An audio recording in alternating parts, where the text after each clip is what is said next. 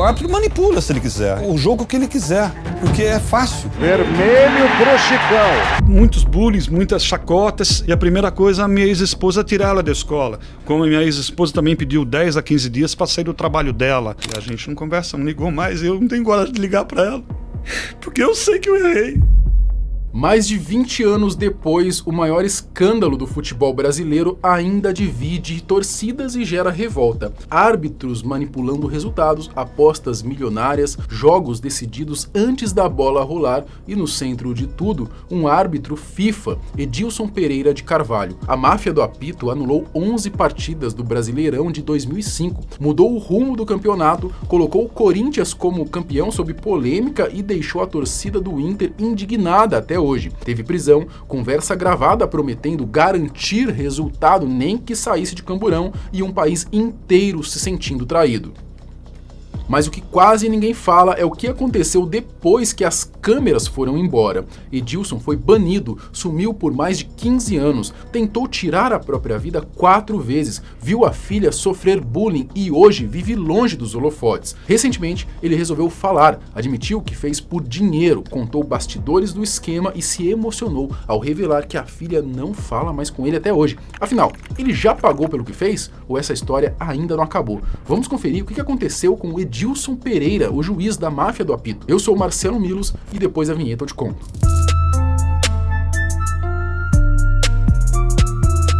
Já se passaram mais de 20 anos desde que o nosso tão amado futebol brasileiro sofreu, talvez, o maior abalo de credibilidade da sua história.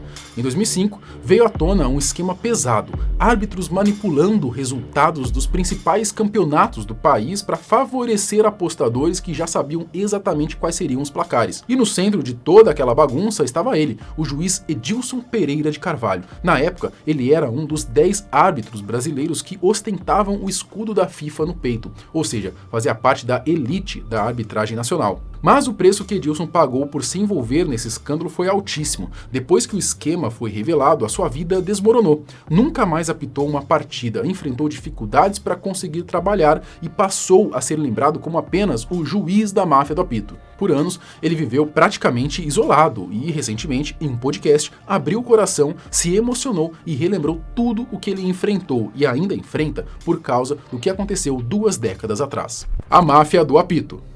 No dia 23 de setembro de 2005, a revista Veja publicou a reportagem que cairia como uma bomba e viraria o futebol brasileiro de cabeça para baixo. A reportagem escancarava um esquema de manipulação de resultados no nosso futebol e revelava que tudo já havia sido descoberto pelos promotores de justiça de combate ao crime organizado junto com a Polícia Federal de São Paulo. Era só questão de tempo até o escândalo explodir e depois que a matéria foi publicada, o assunto dominou as conversas até o fim daquele ano. Segundo as investigações, um grupo de investidores liderado pelo empresário Najid Fayad, conhecido como Gibão, pagava propina aos árbitros Paulo José Danelon e Edilson Pereira de Carvalho em troca de vantagens dentro de campo. Muita gente hoje nem se lembra do Danelon, e associa tudo isso apenas ao Edilson, até porque ele era árbitro da FIFA, o mais famoso. A missão dos juízes era simples e, ao mesmo tempo, absurda: garantir certos resultados nas partidas que apitassem para que os investidores lucrassem altos nos sites de apostas onde já haviam colocado grandes quantias. Na época foi divulgado que os árbitros recebiam cerca de R$10 mil por cada partida manipulada e que teriam interferido em jogos de várias competições importantes, como Copa Libertadores, Sul-Americana, Paulistão e até os Brasileirões da Série A e B. Na manhã seguinte à explosão do escândalo, Edilson foi preso em casa, em Jacareí. Ao mesmo tempo, a Polícia Federal deteve numa balada na capital paulista o Gibão, apontado como cérebro da máfia do apito.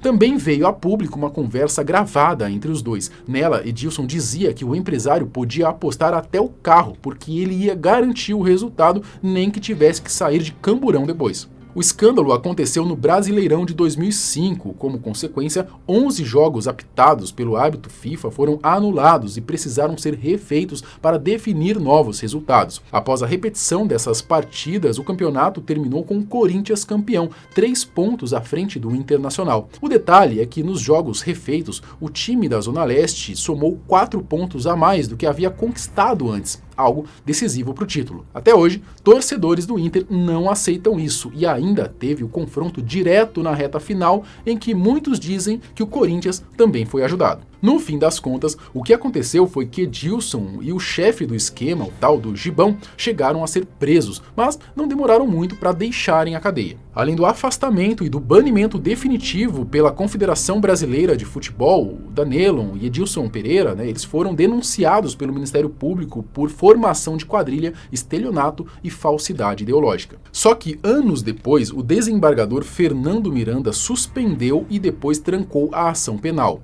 entendendo que os atos cometidos não configuravam crime, mas sim desacertos, ainda que intencionais, que não poderiam então ser considerados ilícitos. Traduzindo, nenhum dos dois ficou preso. É importante lembrar que na época a legislação realmente deixava brechas e nem sempre esse tipo de conduta era enquadrado como crime. É um absurdo, né? Depois do escândalo surgiu uma lei específica para manipulação de resultados e hoje, se for comprovada, a pena pode variar de 2 a 6 anos de prisão. Edilson não foi para a cadeia, mas o pior ainda estava por vir. A vida após o escândalo. Esse esquema praticamente acabou com a vida que o Edilson tinha. Mesmo depois de ficar livre na justiça, ele desapareceu, não queria mídia, entrevista, nada. Ficou mais de 15 anos completamente sumido. É difícil achar qualquer fala dele daquele período. E não é por acaso, o nome dele virou sinônimo de roubo, de desonestidade. Imagina carregar essa fama no país inteiro. Já nesse podcast mais recente, o do jornalista Cosme Rimoli, Edilson foi direto. Disse que fez o que fez por dinheiro. Faltavam poucos anos para encerrar a carreira e a insegurança financeira começou a pesar. Segundo ele, depois de um tempo refletindo, acabou cedendo à proposta que recebeu para manipular resultados. Em 2007 que eu iria parar por idade, 45 anos de idade, o árbitro parava naquele tempo. Hoje acho que é 50, né? Eu me burlei por questão financeira. Sempre o dinheiro é uma coisa bem-vinda na vida de todos, de qualquer ser humano. Mas honestamente, seria maravilhoso. E eu me burlei, fui questionado meses por duas pessoas. E você cedeu? E fica aquele diabinho no meu ouvido. Setembro, outubro, novembro, dezembro, janeiro de 2004, sempre essa pessoa me ligando ou indo no condomínio onde eu morava 2, 3 vezes, e eu até fugia. Eu tinha que tomar uma atitude. Como diz o Salve, um ex-amigo meu, árbitro, poxa, procurasse a polícia, procurasse a federação. É simples falar. Eu vejo ele falando, uma pessoa inteligentíssima que eu sempre admirei, mas eu pensava assim, e alguns árbitros pensam isso até hoje, se isso acontecesse. Se eu procurasse a federação ou a polícia, vamos deixar o Edilson de lado e vamos averiguar. Nesse de lado, até averiguar, eu ficaria um bom tempo sem apitar. Nessa conversa com o jornalista, Edilson revela vários detalhes, desde o primeiro contato que recebeu até o momento em que percebeu que já estava completamente envolvido no esquema. O ex-árbitro também diz algo curioso. No Campeonato Brasileiro, justamente onde o caso explodiu e ganhou a maior repercussão, ele afirma que não ganhou nenhum centavo. Segundo ele, nas partidas em que apitou, os apostadores acabaram perdendo dinheiro. Eu sou honesto em te falar, eu não ganhei mas é R$1. Não ganhei $1 no Campeonato Brasileiro. Eu não ganhei. No Brasileiro? No Campeonato Brasileiro. Eu só fiz o Gibão, na verdade, perder os 2 jogos, que foi Vasco e Figueirense e um outro jogo... Juventude e Figueirense. Sim, o famoso Edmundo fez 4 gols e ele perdeu, não sei, diz ele que perdeu muito. Poxa, Deus, mas você poderia ter expulsado o Edmundo, que se você expulsasse ele, com certeza que o Figueirense era... o Juventude jogou em casa com o Antônio Marcos, capitão da seleção, era muito mais time, e o Edmundo que realmente fez a diferença no jogo. Nós iríamos ganhar, você ia ganhar a sua taxa dos 10 mil, eu era 15 mil, e eu iria ganhar o meu dinheiro, que eu falei, não me interessa mesmo pelo seu dinheiro, mas você me fez perder muito dinheiro. Mas ele também explica como conseguia ser escalado para certos jogos e outros bastidores do esquema. A conversa é interessante para entender esses detalhes, inclusive como a polícia e a revista Veja chegaram ao caso. Tudo indica que começou por causa de um coração partido ou até uma traição entre os envolvidos. De qualquer forma, teve mulher no meio da história. E claro, dá para ouvir a versão do Edilson, que por anos foi massacrado pela opinião pública. Após sair da prisão, 5 dias depois, ele conta que entrou num estado terrível. Não conseguia ver nada sobre futebol, nem notícias. Precisou até tirar a filha pequena da escola por causa do bullying que ela sofria por ser filha do árbitro ladrão. O pai, como é que você soube do bullying? Porque a Mariana sofreu bullying na escola por sua causa. Foi a primeira coisa que a minha ex-esposa fez, é tirar ela da escola. O que eles faziam com ela?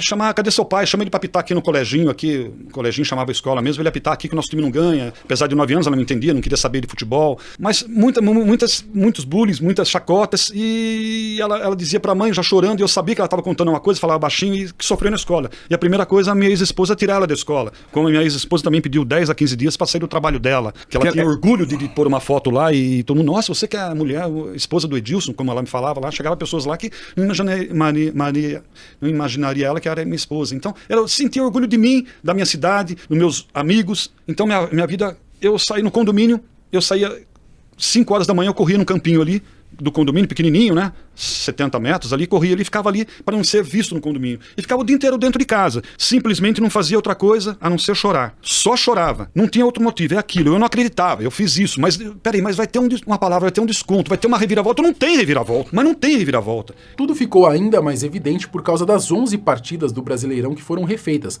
A todo momento, comentavam o motivo e o nome do Edilson sempre aparecia. Essa interferência no campeonato daquele ano só fez ele se sentir pior. Ele conta que não bebia antes do caso, mas depois de tudo o que aconteceu, passou a buscar refúgio no álcool e revelou que naquela época tentou tirar a própria vida 4 vezes. Como é que ficou a tua consciência vendo o caos que virou o futebol brasileiro por sua causa? Sua vida virou um caos, tudo virou um caos. Eu não bebia. Cigarro nunca coloquei na boca. Eu não bebia. Eu tomava meu vinho em casa ou após uma partida, nem sempre também, né? Eu falava para minha ex-esposa, enche isso aqui de bebida. Se você não comprar as bebidas, que não era pinga, era coisa mais forte. O quê? Gin, uísque, que eu não sabia, eu cuspia de tão horrível que era. Eu não bebia. Bebia minha cervejinha e meu vinho. Se você não comprar, compro eu.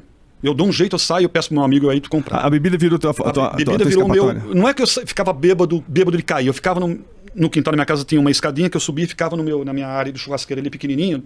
E ficava ali bebendo e assistindo, não futebol, mas assistindo videoclipes de música para me distrair e somente chorando.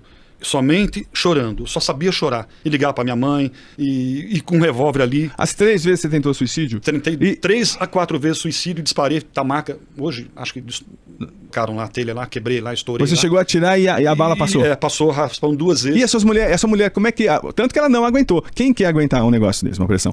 Tanto que o casamento de vocês... Ela me levava até para um aniversário, eu acabava até com o aniversário que ela me levou da prima dela. Eu acabava porque eu só ficava chorando. Poxa, mas você não tá... Leva um psicólogo, trouxeram até padre. Edilson conta que nos 2 primeiros anos após o escândalo, praticamente não saía de casa. E quando precisava sair, como numa vez em que ele foi vender um carro, chegou a ir escondido no porta-malas. Ele relata que o funcionário levou documentos até ali para que ele assinasse, porque ele não tinha coragem de descer com medo de ser reconhecido. Depois que começou a sair daquela fase de luto, de uma depressão pesada até, Edilson tentou reconstruir a vida e foi atrás de emprego. E aí ele sentiu mais uma vez o peso do caso ligado ao seu nome. Ele até conseguia trabalhos comuns como balconista, auxiliar de produção e outros bicos. O problema é que nunca permanecia muito tempo. Mais cedo ou mais tarde ele era reconhecido e voltava a carregar a marca de ser aquele juiz ladrão. Olha, todas são ruins. A pior, não sei se é pior, eu entrava cedo e na hora do almoço na fábrica, na Via Dutra ali que eu trabalhava em empilhadeirista, as pessoas, uns 2 ou 3 ali conversavam comigo e todo mundo me encarando e parava de trabalhar para ficar me olhando. E chegou na hora do almoço que eu fui almoçar com ele, a turma parava de almoçar para ficar me olhando e eu disfarçava, comia e saía com fome, disfarçava e ia para o meu alojamento ali esperar às 3 horas para voltar a trabalhar. E chegou o chefe lá, o encarregado, o supervisor lá falando, Edilson, infelizmente toma os seus R$20 aqui, mas você... E não falava, ele falava, olha, realmente tá sobrando serviço, não precisa mais do seu trabalho. Eu não poderia questionar a pessoa. Essa dificuldade para arranjar um emprego, Edilson conta que tem até hoje, mesmo 21 anos depois de tudo o que aconteceu. Edilson, se você for procurar emprego hoje, tudo mudou, todo mundo esqueceu, você pode ir, você é recebido em qualquer lugar. Me conta, como é que tá hoje, 21 anos depois? Essa vergonha pro Brasil, vergonha para mim, para minha família, para meus amigos. Eu tenho certeza absoluta que eu sempre penso nisso. De 10 lugares que eu for, 9 não vão me aceitar. A pessoa na minha idade, não a pessoa de 20, 25 anos que não vai, já tinha 4, 5, 6 anos naquele tempo, irá me aceitar. Vai começar a trabalhar hoje, a semana que vem, mas na hora que uma pessoa mais velha vê Edilson Pereira Carvalho jogar no Google ou lembrar de mim, essa pessoa não serve para a empresa, não é bom para a empresa, ou seja lá por qual razão for. Essa pessoa não vai aqui trabalhar. Hoje ele está com a segunda esposa, que é aposentada, e os dois vivem basicamente com o salário dela. Em um vídeo mais antigo, de cerca de 4 anos atrás, foi dito que o ex-árbitro também recebia valores das aposentadorias do pai e da mãe e que essas seriam as fontes de renda dele atualmente. Porque hoje você não, hoje você não trabalha? O que você faz? Não trabalho. Eu fico, minha esposa é aposentada e a gente dá para se viver comendo nosso arroz com feijão e nossa misturinha. Mas você não faz, o que você faz nada? Eu tenho vergonha, novamente. Um ano passado eu estava trabalhando no Mercado Livre de entregar mercadorias. Sim. A pessoa compra pela internet e hoje em dia está uma febre no Brasil. Depois de 2 entrevistas que eu dei num podcast, eu perdi meu emprego. Mas algo que deixou o Edilson bastante irritado recentemente foi o documentário lançado pelo Globoplay, A Máfia do Apito. Ele acredita que os responsáveis pela produção agiram de má fé com ele, tanto que ele entrou na justiça contra o diretor e contra a própria Globo. Edilson conta que depois desse documentário, a filha deixou de falar com ele. Enfim, ouvindo ele falar, dá pra perceber que ele assume o erro e se culpa por tudo desde aquele 23 de setembro de 2005. Mais que isso, parece alguém que ainda não se perdoou por ter feito o que fez, por ter feito pessoas próximas sofrerem e por mexer com uma paixão nacional como o futebol. Graças a Deus, suas tentativas de dar fim à própria vida não deram certo, porque se hoje já dá pra sentir o peso que ele carrega, imagina em 2006 como não estava ali a cabeça dele, né? E ele repete que mereceu passar por tudo. Errou, ponto. E pagou pelo erro. Mas a gente vê tanta gente aí fazendo coisas piores, né? Político roubando, bandido matando, gente cometendo barbaridades e vivendo como se nada tivesse acontecido. No fim do podcast, quando falou da filha, que não se comunica com ele já desde o documentário, ele não segurou a emoção e deixou transparecer toda a dor que ainda carrega. Mas hoje ela tem 30 anos. Ela viu em setembro, né, que começou a passar o documentário e a gente não conversa, não ligou mais. Eu não tenho coragem de ligar pra ela. Porque eu sei que eu errei. Mas, poxa, eu acho que se eu fosse ela, se eu fosse um filho, eu não agiria do jeito que ela agiu. Eu entendo, pai, você errou, não dá pra voltar atrás, mas hoje, 20 anos, eu não quero punir você mais. Você tá sendo punido por mim agora, ué. Ela tá me punindo, eu não vou ligar pra ela. Tá me punindo desnecessariamente. Desnecessário. Não... Mais uma vez eu sendo punido agora pela minha filha. Não basta o que eu já fiz. E o que você Mas eu tenho certeza, Rimoli, Cosme, a gente tem que pagar sim. Edilson Pereira de Carvalho errou, e errou feio, mas, sendo sincero, já faz mais de 20 anos. Hoje, ao que tudo indica, ele mora em Taubaté ou pelo menos aqui por próximo, tá? E de verdade, fica a torcida aí para que ele e a filha consigam se reconciliar e principalmente que ele consiga se perdoar também. Se ele mora em Taubaté, de repente daria até pra gente fazer uma entrevista junto, quem sabe, né? Fica o convite aqui em aberto. De toda maneira, eu quero saber de você. Depois de 2 décadas, ele já pagou pelo que fez ou ainda não? Você acha que a punição social foi mais pesada do que a judicial? Comenta aqui embaixo. Eu quero saber a sua opinião. Até o próximo vídeo. Tchau.